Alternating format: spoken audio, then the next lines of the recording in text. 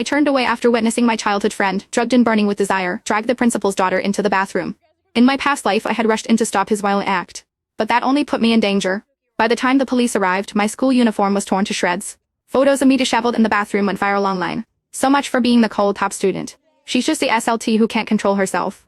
My reputation was ruined and I was expelled from school. My childhood friend married me to save his own reputation. But our marriage was my true hell. I fell into severe depression and mental instability, losing 8 pregnancies in 10 years. People gossiped that I was promiscuous, that my body was worn out from being used by too many men. My parents, trying to make amends to my husband, poured all their efforts into supporting him. But the first thing he did after gaining full control of my family's company was to frame my father for financial crimes.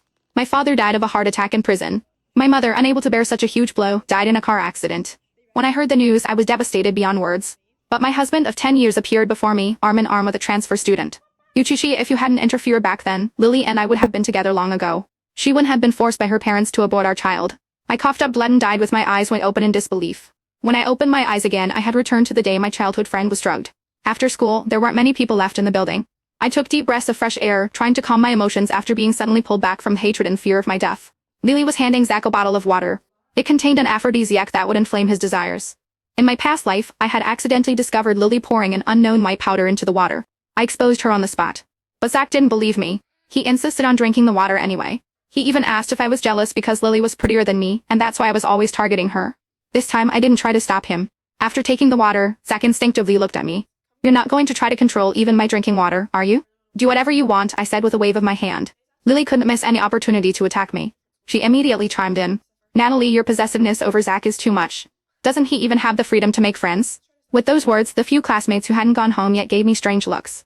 Zach's face darkened even more. She's nothing, just a bookworm, he muttered. I gripped my pen tightly, hatred surging in my eyes. Are you two done? I haven't said anything from start to finish, have I? I retorted. Zach was taken aback and fell silent, his face stony. Lily continued to stir up trouble. You might not have said anything, but your face looks very unhappy. I just said a few words to Zach, and you're already scowling. Hearing this, Zach shot me an annoyed glare. As if to spite me, he drank the entire bottle of water. In my past life, I had knocked the bottle away, so he only took one sip. But even that one sip was enough to make him lose control. I couldn't imagine what would happen now that he had drunk the entire bottle. I found myself looking forward to it in a twisted way. Seeing him finish the water, Lily could barely contain her excitement. She grabbed Zach's hand. Zach, walk me home? Of course, Zach wouldn't refuse. The two of them left the classroom hand in hand.